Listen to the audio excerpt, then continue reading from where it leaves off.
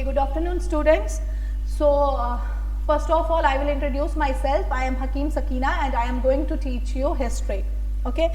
अब देखिए हमारा जो हिस्ट्री का पार्ट है, आपको ये पता होगा कि जो हिस्ट्री है वो डिवाइडेड है आपके ancient, medieval, modern, art and culture, world history and post independence भी जो है वो आपके सिलेबस में है। सो हमने ये कर रखा है कि देखो एंशिएंट अभी जो है जो 2023 में जो एग्जाम्स हो जाएंगे, तो अभी तक वहाँ तक टाइम है। जो मैंने सोचा है कि मैं आपको कौन सा कंपोनेंट पहले स्टार्ट कर दूं, that is were world history. देखिए अगर आप देखेंगे 1 मिनट, वर्ल्ड हिस्ट्री, अगर आप यूपीएससी देखेंगे, यूपीएससी जो है वर्ल्ड हिस्ट्री में हमेशा आपके जो है 2 या 3 क्वेश्चंस जो है वो वर्ल्ड हिस्ट्री से यूपीएससी पूछता है, ठीक है। एंड अगर आप केस की भी बात करेंगे, केस में भी जो है वो 2 और 3 क्वेश्चन जो है, कभी कभार 4 भी हो सकते हैं। हम ये लेके चले ना कि यहाँ से जो है आपके राउंड अबाउट 50 से 60 मार्क्स के इर्द गिर्द जो है वो आपसे पूछा जा सकता है, या 30 मार्क्स 40 मार्क्स। तो इस चीज जो है हम वर्ल्ड हिस्ट्री को पहले कंप्लीट करेंगे, फिर उसके बाद हम एंशिएंट पे आ जाएंगे, फिर जो ही एंशिएंट खत्म हो जाएगी एंशिएंट का आर्ट एंड कल्चर करेंगे, फिर हम मिडीवल पे आ जाएंगे, फिर जब वो खत्म हो जाएंगी तो उसका आर्ट एंड कल्चर करेंगे, एंड उसके बाद जो है हम कहाँ पे आ जाएंगे, आपकी मॉडर्न, देन आपका जो है रहता है पोस्ट इंडिपेंडेंस। तो आपको उसी के साथ जो है आपकी वर्ल्ड हिस्ट्री तो आपने पहले ही जो है वो कंप्लीट कर रखी होगी। और अगर हम वर्ल्ड हिस्ट्री की बात करेंगे, वर्ल्ड हिस्ट्री जो है आपका प्रीलिम्स का पार्ट नहीं है, ये मेंस का पार्ट है। अब देखिए प्रीलिम्स में कभी कभार ऐसा हो सकता है कि केस जो है जो आपका कश्मीर एडमिनिस्ट्रेटिव सर्विसेज है वहाँ में भी वो कभी क्वेश्चन पूछेंगे, क्योंकि 2016 में जो है वो क्वेश्चन आया था जनरल इसमें जीके में जो है आपका जो जीएस पार्ट फर्स्ट है उसमें आपको पूछा गया था वर्ल्ड हिस्ट्री से एक क्वेश्चन। जर्मनी की आपको जो है वो स्टेट लेजिस्लेटिव काउंसिल का जो है वो नाम बताना था। सो इस तरीके से जो है वो क्वेश्चन आया था। हम यही लेके चलेंगे कि वर्ल्ड हिस्ट्री जो है मे भी पूछा भी जा सकता है कभी कभार आपको जीएस में, प्रीलिम्स में ऐसे पूछते नहीं है एज सच, बट जो है ये मेन पार्ट किसका है, आपका मेंस का, ठीक है। अब देखिए अब जब हमने वर्ल्ड हिस्ट्री पढ़नी है, हमने उसमें क्या नहीं पढ़ना है, सबसे बड़ी बात एंशिएंट आपने जो है वर्ल्ड हिस्ट्री नहीं पढ़नी है, ना ही आपने कैसे पढ़नी है, मतलब अलग अलग कंट्रीज की भी आपने इस तरीके से नहीं पढ़नी। हमने डायरेक्टली शिफ्ट कहाँ पे होना है, मिडीवल वर्ल्ड हिस्ट्री पे, क्योंकि मिडीवल वर्ल्ड हिस्ट्री में हम यूरोप को पहले पढ़ लेंगे एंड फिर मॉडर्न जो है वो हम किस तरीके से पढ़ेंगे, दैट इज कंट्री वाइज लगभग हम उसमें पढ़ेंगे, ठीक है। अब देखिए जो मिडीवल यूरोपियन हिस्ट्री है ना, उनको हम कहा जाता है डार्क एज। क्या कहा जाता है, डार्क एज। क्यों ये डार्क एज कहा जाता था, दैट मीन्स डार्क एज हम इसको इसलिए कहते थे क्योंकि उस टाइम सोसाइटी में इतनी ज्यादा जो इवल्स प्रिविलेंट थे, चाहे वो सोशल सेटअप के थ्रू इवल्स प्रिविलेंट थे, चाहे पॉलिटिकल, चाहे आपके इकोनॉमिकल सेटअप के थ्रू जो है वो इवल्स प्रेजेंट होते थे सोसाइटी में। जैसे हम एक इवल की बात करेंगे, यूरोपियन सोसाइटी में था कि आपका जो है that is abuses in the church, ठीक है। जो आपके पोप्स जो हुआ करते थे उस टाइम पे यूरोप में, उन्होंने क्या करके रखा था, वो ऑक्शनिंग करते थे चर्च को, और जो उन्होंने ऑक्शनिंग में वो पैसा, बिड में वो पैसा लगाया होता था, उस बिड के थ्रू जब उन्होंने तो वो सीट ऑफ पावर अटेन किया होता था। अब जब वो प्रीस्टली सर्विसेज आपको दिया करते थे जिस टाइम पे, तो उस प्रीस्टली सर्विसेज वो इतनी ज्यादा हाई होती थी कि वो उनका वो जो है वो बैलेंस बराबर कर पाते थे जितना उन्होंने ऑक्शनिंग लगाई होती थी। इसी तरह अगर मैं एक और आपको ये बताऊं कि इवल्स कैसा, जैसे इकोनॉमिक सेटअप की हम बात करेंगे, एरिस्टोक्रेट क्लास इतनी ज्यादा जो वो सुप्रीम होती थी, वो नीचे जितने भी बाकी लोग हैं उनको वो due respect in the society में नहीं होता था। ये भी एक जो है ये वहां पे प्रॉब्लम्स हुआ करती थी। या आपको मैं बताऊंगी जो पोप्स होते थे वो सेल ऑफ रिलिक्स, अभी हमने आगे जाके ये पढ़ना है, बट मैं जस्ट आपको बताती हूँ कौन कौन से इवल्स, किस तरीके इवल्स जो है वो प्रिविलेंट होते थे सोसाइटी में। जैसे sale of relics and the sale of intelligence पहले ही पोप देता था। What is sale of relics and sale of intelligence, hell and heaven की सर्टिफिकेट्स जो है वो आपको पहले ही दी जाती थी, ठीक है। सो मतलब आप अलाइव हो और आपको ये प्रोवाइड किया जाता था भाई हाँ जी आप जो है वो हेल में जाएंगे, आप जो है हेवन में जाएंगे। या कोई भी पर्सन अगर जिसको इंटेलेक्चुअल अवेकनिंग होती थी, इंटेलेक्चुअल थॉट आता था, जैसे मैं आपको एग्जांपल दूंगी कोपरनिकस, जैसे उन्होंने बोला था कि हेलियोसेंट्रिक थ्योरी दी थी कि जो सन है that is stationary and earth जो है वो रिवॉल्व अराउंड इट करता था। तो उस टाइम पे ये चीजें बोलना बहुत मतलब सोसाइटी के खिलाफ था, सुपरस्टिशियस सोसाइटीज में थी, ऑर्थोडॉक्स सोसाइटी थी। इसलिए हम यूरोप को जो है क्या कुल मिला के कहते हैं डार्क एज। एंड इतना वर्ल्ड जो है वो एक्सप्लोर नहीं हुआ था, जिसके कारण जो है हम क्या कहते थे यूरोप को डार्क एज। ये मिडीवल यूरोपियन सोसाइटी को हम क्या कहते हैं, या मिडीवल यूरोपियन हिस्ट्री को हम क्या कहते हैं, डार्क एज। अब हम थोड़ा सा पहले सिलेबस के बारे में हम ये जानेंगे कि वर्ल्ड हिस्ट्री कैसे पढ़नी है। पहले मैं आपको वो बताऊंगी कि क्या क्या चीज हमने पढ़नी है। पहले हमने मिडीवल यूरोपियन हिस्ट्री में जो चीज हमने पढ़नी है that is your feudalism, that is feudalism and it's decline. ठीक है, अब जो feudalism and it's decline that means ये प्रिविलेंट था 9th to 14th सेंचुरी में था। ये यूरोप के मिडीवल हिस्ट्री में ये आता है आपको जो डार्क एज, क्योंकि फ्यूडलिज्म जो है this was the also part of your world, ये आपका पार्ट था मिडिल एज यानी डार्क एज का पार्ट था यूरोप में। ठीक है, देन सेकंड कुछ ऐसी चीजें आ गई उसके बाद 14th सेंचुरी के end of the 14th century कुछ ऐसी चीजें आई, इंटेलेक्चुअल अवेकनिंग होने लगी। जब इंटेलेक्चुअल अवेकनिंग होने लगी उसको हम किसके अंडर पढ़ेंगे, that is your renaissance. Renaissance क्या होता है, बेसिकली रीबर्थ। रिनेसेंस क्या होता है, रीबर्थ। रीबर्थ बोलो, रिवाइवल बोलो, किसका रीबर्थ और revival, that is intellectual awakening आ जाती है। This was a temperamental change. जब आप अवेयर होते हो किसी और चीज से तो उसको हम क्या कहते हैं, रिनेसेंस। ये हमने पढ़ना है। इसके अंदर हमने पढ़ना है कॉजेज, क्या कॉजेज रहे हैं, रिनेसेंस किस तरीके से आया। इसमें हम पढ़ेंगे कि how Italy become the birth place, why Italy was known as the birth place, या why Italy is known as the birth place of renaissance. ये भी हमने पढ़ना है, इटली को क्यों कहा जाता है बर्थ ऑफ रिनेसेंस। ठीक है, थर्ड हम इसमें पढ़ेंगे रिफॉर्मेशन। रिफॉर्मेशन, रिफॉर्मेशन को हम कहते हैं, रिफॉर्मेशन को हम कहते हैं प्रोटेस्टेंट मूवमेंट भी,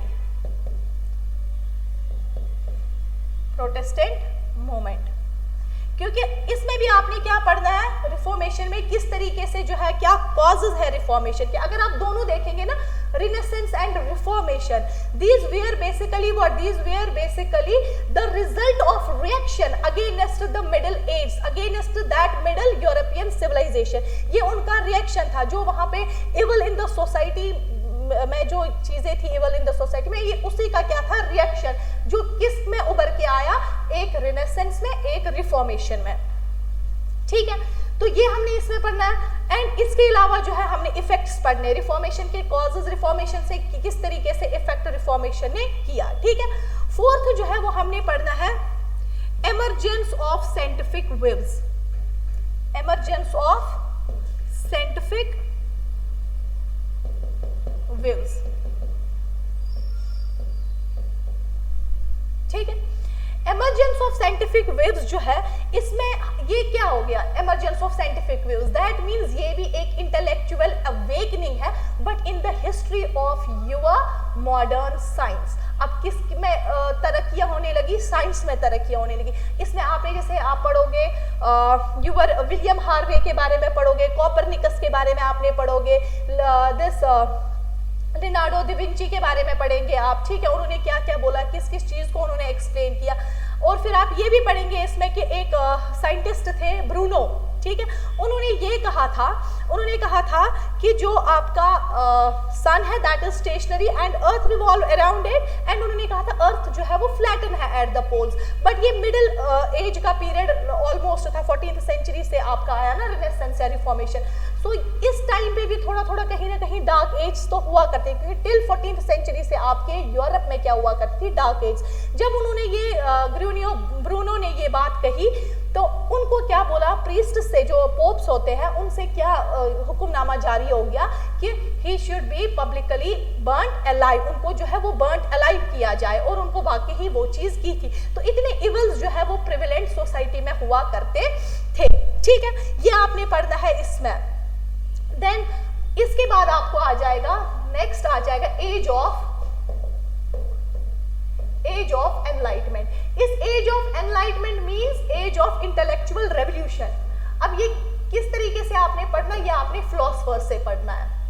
इसमें आपने फिलोसफर्स पढ़ने हैं, जैसे आप कौन कौन से हैं, वोलेटाइल, ठीक है, मॉन्टेस्क्यू, ठीक है, एंड उसके बाद मॉन्टेस्क्यू के बाद आपने पढ़ना है इसमें जैसे पायरी बैली। बाकी इस तरीके से जो है वो फिलोसफर्स का थोड़ा सा कॉन्सेप्ट देना है, किस तरीके से उन्होंने लिटरेचर्स में क्या कुछ कहा जिसकी वजह से जो है वो प्रोटेस्ट अगेंस्ट दिस ये जो इवल्स थे इन द सोसाइटी, किस तरीके से उन्होंने बताया। ठीक है, ये चीजें आपने इसमें पढ़नी है। देन इसके बाद आ जाता है आपको rise of nation states. Rise of nation states में आपने पढ़ना है किस तरीके से जो है वो नेशनल अवेकनिंग का कॉन्सेप्ट आ गया, बाउंड्रीज का कॉन्सेप्ट आ गया। ठीक है, लोगों को आप पता चला कि नेशन के बारे में, ठीक है, पैट्रियोटिक फीलिंग के बारे में पता चला। ठीक है, देन इसके बाद आपने पढ़ना है socialism, socialism and its features. देखो सोशलिज्म आप सोसाइटी में भी जो है वो कवर अप आपका हो जाएगा। अगर हमें टाइम लगा तो मैं आपको सोशलिज्म भी जो है वो उस टाइम पे जो है वो पढ़ा दूंगी। इसके बाद अगर हम बात करेंगे, that is your word, American revolution. American revolution, देखिए इसके भी बहुत सारे सर्कमस्टांसेस रहे हैं जिसकी वजह से अमेरिकन रेवोल्यूशन जो है वो आ गया। वो हमने सर्कमस्टांसेस इसमें पढ़ लेने अमेरिकन रेवोल्यूशन में, कौन कौन से कारण की वजह से जो है, कॉजेस क्या थे अमेरिकन रेवोल्यूशन के। ठीक है, अच्छा उन्होंने किस तरीके से उसका सिग्निफिकेंस है वो आपने इसमें पढ़ना है, significance of the American revolution. और एक स्लोगन उस टाइम पे चला था जिसका नाम है no tax without representation, without representation. ठीक है, ये चीजें जो है आपने इसमें कवर करनी है। ये हो गया यहां तक अमेरिकन रेवोल्यूशन। देखो अगर आप देखेंगे ना, जो ब्रिटेन में जो कभी भी अगर कोई क्राइम होता था या थीफ्स जितने भी होते थे, उनको वो सजा के तौर पे कहाँ पे भेज देते थे, अमेरिका भेज देते थे। क्योंकि उस टाइम पे जो है ये एक किस्म से मान लीजिए कि प्रिजन टाइप होता था उस टाइम अमेरिका, क्योंकि अमेरिका जो है उस टाइम पे डेवलप नहीं हुआ था, वो बंजर जमीन था, बैरन लैंड था। फिर उनको वो उस जो वो क्राइम करते थे, वो जो ऑफेंस करते थे, उसका पनिशमेंट क्या होती थी, उनको कहाँ भेजे थे, वो जब मैं आपको इस पे आ जाऊंगी वो मैं आपको पढ़ाऊंगी, वो किस तरीके से कुछ इंपॉर्टेंट पॉइंट्स रिगार्डिंग अमेरिका। फिर उन लोगों ने कैसे जो है वो अमेरिकन रेवोल्यूशन जो है वो लाई। ठीक है, ये हम पढ़ेंगे, ये तो आपको 8th में ये पढ़ना है। फिर 9th जो चैप्टर है हमारा रहेगा फ्रेंच रेवोल्यूशन। फ्रेंच रेवोल्यूशन आपको पता होगा, फ्रेंच रेवोल्यूशन का इंपॉर्टेंट चीज क्या है जिसने इंस्पायर पूरे वर्ल्ड को किया, that is fraternity, equality and liberty, है ना, liberty, equality and fraternity. So French revolution के भी आपने क्या पढ़ने हैं कि कौन कौन से, कैसा फ्रेंच में, फ्रांस में किस तरीके से पॉलिटिकल सेटअप था, किस तरीके से सोशल सेटअप था, किस तरीके से इकोनॉमिकल सेटअप था, यही पढ़ना है। किन कारणों के पीछे जो है, मतलब सोसाइटी कैसी थी इनकी, इकोनॉमिक सेटअप कैसा था, पॉलिटिकल सेटअप कैसा था, किस तरीके से एरिस्टोक्रेट्स रूल करते थे, वो हम सारा इसमें पढ़ेंगे, जिसकी वजह से बुनियाद पे क्या आया, फ्रेंच रेवोल्यूशन। वो कॉजेस पढ़ने पड़ेंगे, उससे इफेक्ट क्या हुआ। अच्छा, इसके अलावा आपने नेपोलियन कोड ऑफ लॉ पढ़ना पड़ेगा। नेपोलियन कभी कभार आ सकता है कि right A short note on the Napoleon code of law. ठीक है, ये अच्छा, इसके अलावा जो है that is your continental system and it's failure. Napoleon ने एक सिस्टम लाया जिसको हम कहते थे कॉन्टिनेंटल सिस्टम, वो पढ़ना है और उसका फेलियर, रीजंस उसके देने कि उसके फेलियर के। ठीक है, इसके अलावा जो है हमने पढ़ना है इसमें यूनिफिकेशन ऑफ जर्मनी। अब जो यूनिफिकेशन ऑफ हमने जर्मनी पढ़ना है वो हमने किस तरीके से पढ़ना है। सबसे पहले है हमने आर्किटेक्चर ऑफ जर्मनी।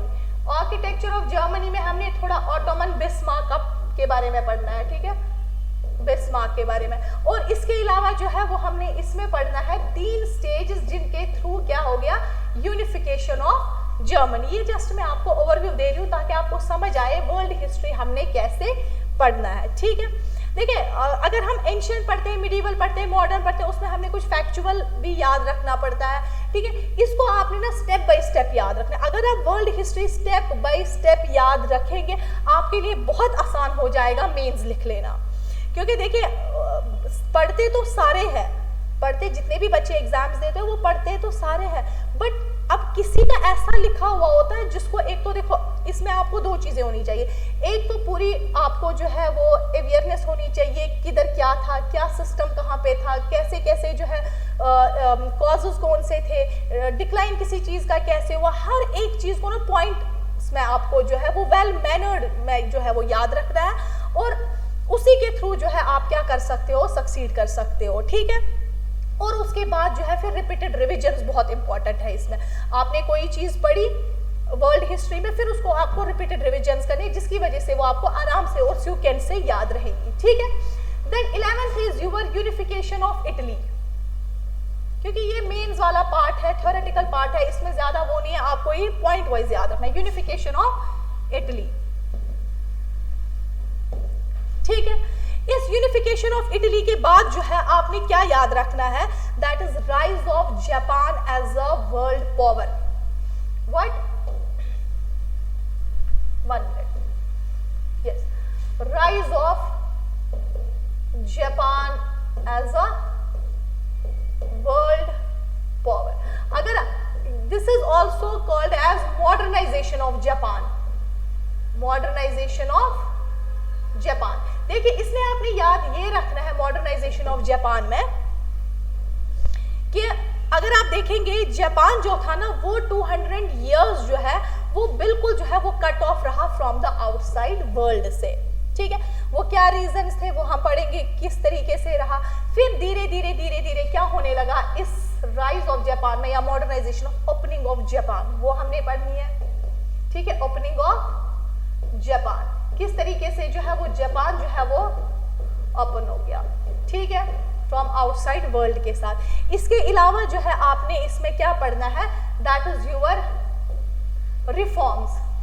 अब जो रिफॉर्म जो है वो 1871 टू 1877 तक कौन कौन से रिफॉर्म्स आए, मैं वहां पे जो थे मैं कहा दो मन शहीद हो, उन्होंने कैसे जो है वो कॉन्स्टिट्यूशन लाए, कैसे उन्होंने मॉडर्नाइजेशन ऑफ जापान कर दी, ये इसमें हमने जो है वो पढ़ना है, ठीक हो गया। इसके अलावा जो है हमने पढ़ना है फॉरेन पॉलिसी ऑफ जापान। ये टिल हमने 1902 तक जो है इसकी फॉरेन पॉलिसीज जो है वो पढ़नी है, ठीक है। इसके अलावा जो है आपको 13th जो आपका आता है, दिस इज 12 एंड 13th जो आता है that is your world war second, sorry first, world war first. अब आप सबको पता है वर्ल्ड वॉर 1914 टिल योर 1918 तक। अब उस टाइम क्या आपने पढ़ना है, क्या एनवायरनमेंट रहा, क्या पॉलिटिकल सिनेरियो रहा, क्या पॉलिटिकल सर्कमस्टेंसेस रहे जिन्होंने क्या दिया, rise of first world war, ठीक है। वो पॉलिटिकल सर्कमस्टेंसेस पढ़नी है, क्या एनवायरनमेंट रहा है वो चीज पढ़नी है, ठीक है। पॉलिटिकल सर्कमस्टेंसेस, क्या कॉजेज रहे हैं, वर्ल्ड वॉर फर्स्ट की वजह से क्या इंपैक्ट पड़ गया, ये आपको पता होना चाहिए, ओके। वर्ल्ड वॉर फर्स्ट के बाद जो है एक ट्रीटी करवाई गई, वो बहुत ज्यादा ह्यूमिलेटिंग ट्रीटी थी, that was the treaty of Versailles, treaty of Versailles, ठीक है। ये हमने पढ़ना है 1919 में करवाई, 1919 में ये ट्रीटी करवाई गई थी, ये मैं आपको ये पढ़ाऊंगी कि किस तरीके से, ठीक है। इसके अलावा जो है वर्ल्ड वॉर फर्स्ट के बाद जो है आता है आपका रशियन रेवोल्यूशन। रशियन रेवोल्यूशन पे हम फोकस करेंगे। रशियन रेवोल्यूशन को कहा जाता है बोल्शेविक रेवोल्यूशन भी, बोल्शेविक रेवोल्यूशन। अब देखिए बोल्शेविक रेवोल्यूशन, देखो कभी कभार क्या होता है, एग्जामिनर को पता होता है कि बच्चे को तो पता होगा रशियन रेवोल्यूशन, वो जान के डाल देते हैं दूसरा नाम बोल्शेविक रेवोल्यूशन, ठीक है। फिर आप वहां पे कंफ्यूज ना हो जाए कि ये क्या है, this is one of the same thing, ठीक है। रशियन रेवोल्यूशन कब आया था, 1917 से 1921। अब इस रशियन रेवोल्यूशन में भी आपने पढ़ना है क्या पॉलिटिकल सर्कमस्टेंसेस थे, क्या वहां पे जो है एनवायरनमेंट कैसा था रशिया में जिसकी वजह से, क्या कॉजेस क्या थे, कैसा इनका पॉलिटिकल सोशल इकोनॉमिकल सेटअप था जिसकी वजह से रशियन रेवोल्यूशन आ गया। फिर इसमें आपने एक चीज पढ़नी है, दैट इज इकोनॉमिक रिकंस्ट्रक्शन। किस तरीके से जो है वो इकोनॉमिक कंस्ट्रक्शन का पढ़ना है आपने। एंड इसके बाद आपने NEP, this is new economic policy इनकी पढ़नी है, जो किसने दी थी, लेनिन। ठीक है, ये इसमें आपने पढ़ना है। इसके बाद आ जाता है आपका इकोनॉमिक डिप्रेशन। इकोनॉमिक डिप्रेशन, घबराना नहीं है कि इतना सिलेबस है। देखो जब आप पढ़ोगे ना इसको, ये बहुत इजी, बहुत अच्छे से आपको समझ आएगा। ठीक है, सिर्फ हिस्ट्री से घबराना नहीं है। जब आप जो डर गया सो मर गया, तो ये चीज आपने अपने दिल से निकाल देनी है कि भाई कोई जंग है, कुछ भी नहीं है, बहुत इजी है, आपको समझ आ जाएगा। ठीक है, इकोनॉमिक डिप्रेशन, ये जो एक फोबिया होता है ना हिस्ट्री का, वो आप निकालिएगा, फिर आप देखिए सब चीजें ठीक हो जाएंगी। इकोनॉमिक डिप्रेशन जो है वो कहां से कहां तक था, 1929 से लेके 1931 तक, वो आपने पढ़ना है। फिर आपने इसमें पढ़ना है राइज ऑफ अरब नेशनलिज्म। अभी तो हमने पढ़ा था राइज ऑफ नेशन स्टेट्स, वो तो कुछ स्टेट्स में था ना, फिर धीरे धीरे बढ़ गया। अब यहां तक आते आते राइज ऑफ अरब नेशनलिज्म आपने पढ़ना है। ठीक है, इसके बाद जो है वो आपने पढ़ना है fascism in Italy, ठीक है, and Nazism in Germany। And इसमें आपने ट्रीटी ऑफ लेटर्न पढ़नी है। ठीक है,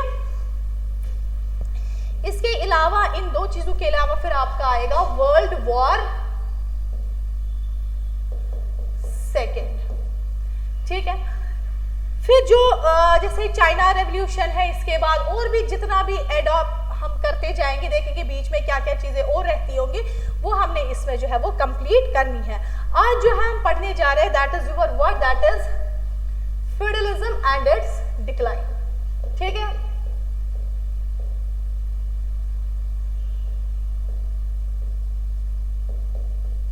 ये पार्ट आपका ज्यादा किसका रहेगा, मेंस का ही पार्ट है ये। ठीक है, सो इसको थोड़ा सा हम इन डिटेल में पढ़ेंगे। क्यों? क्योंकि आपने जो है वो राइटिंग करनी है। ठीक है ना, वो सब्जेक्टिव बेस्ड होता है मेंस, तो आपको एक एक चीज का जो है वो पता होना चाहिए। फिर आपने आंसर राइटिंग कैसे करनी है वो फिर आप पे डिपेंड करता है। मेरे पास तो मैं तो आपको फ्लडेड मटेरियल दूंगी यहाँ पढ़ा के, फिर उसको शॉर्टकट कैसे करना है वो फिर जो है यहाँ पे हम आपको सिखाएंगे। जब आप आंसर राइटिंग करेंगे उस टाइम पे मैं आपको बोल दूंगी कि किस तरीके से कौन सी चीज लिखनी है, कौन सी चीज उसमें अवॉइड कर देनी है। ठीक है, अब आता है पहला फ्यूडलिज्म एंड इट्स डिक्लाइन। अब पहले देखते हैं फ्यूडलिज्म होता क्या है। अब देखिए, feudalism is basically what it is, hierarchical system of land use। अब hierarchical system of land use, hierarchical system किसको कहते हैं? देखिए, जब हम किसी पर्सन को कोई पोजीशन देते हैं, कोई रैंक देते हैं, डिपेंडिंग अपॉन देयर इंपॉर्टेंस, उसकी क्या इंपॉर्टेंस है, वो मतलब how much important they are, है ना, तो उस हिसाब से हम उनके क्या देते हैं, ranking. That means segmental division हो गया कि कौन सा इंसान, कौन सा पर्सन अकॉर्डिंग टू रैंक इस लैंड को क्या कर सकता है, यूज। अब कौन सा लैंड है ये वो हम देखेंगे। ठीक है, so it is what feudalism was a hierarchical system of land use and patronise था, जिसने डोमिनेट किया था यूरोप को, विच डोमिनेटेड यूरोप फ्रॉम कहां से कहां तक यूरोप को डोमिनेट किया था, 9th century till your 14th century. So ये भी part of your dark age का है। ठीक है, अच्छा अब देखिए फ्यूडलिज्म के अंडर क्या है। अब इस फ्यूडलिज्म के अंडर दिस जो है फ्यूडलिज्म हम क्या करते हैं, अंडर फ्यूडलिज्म किंगडम जो है दैट इज डिवाइडेड। अगर एक किंगडम है, वो किंगडम जो है वो डिवाइडेड होता था एंड सब डिवाइडेड होता था। एक किंगडम वो डिवाइडेड एंड सब डिवाइडेड होता था एग्रीकल्चरल एस्टेट्स में, बड़े बड़े एग्रीकल्चरल एस्टेट्स में। उन एग्रीकल्चरल एस्टेट्स को क्या कहा जाता था, उनको कहा जाता था मोनार्स। ठीक है, क्या कहा मैंने कहा फ्यूडलिज्म में एक किंगडम को डिवाइड एंड सब डिवाइडेड किया जाता था एग्रीकल्चर एस्टेट्स में, उन एग्रीकल्चर एस्टेट्स को क्या कहा जाता था, मोनार्स।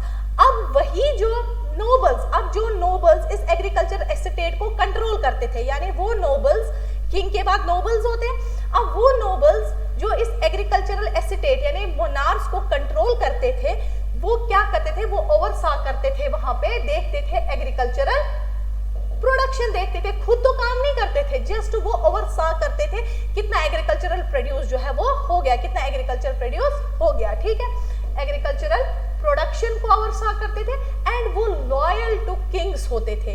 वो नोबल्स अब जो एग्रीकल्चर किसको देखते थे, मोनार्क्स को, कंट्रोल मोनार्क्स को करते थे, oversaw the agricultural production and they were loyal supporters to king. वो क्या होते थे, sworn loyal to the king. वो किसके लॉयल होते थे, किंग के लॉयल होते थे।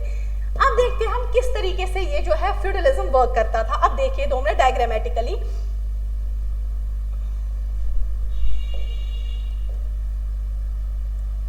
देखिए सबसे टॉप मोस्ट पोजीशन पे कौन होता था, किंग। किंग के बाद कौन आता था, आपके नोबल्स। नोबल्स के बाद आते थे नाइट्स, KNIGHTS।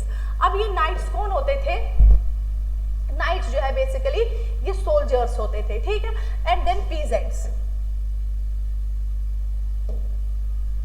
पीजेंट्स के नीचे जो होते थे वो कौन होते थे, देखो पीजेंट जो है ना वो पुअर क्लास होता था उस टाइम पे, एंड उससे भी जो पुअरेस्ट होते थे दे वर सर्व्स।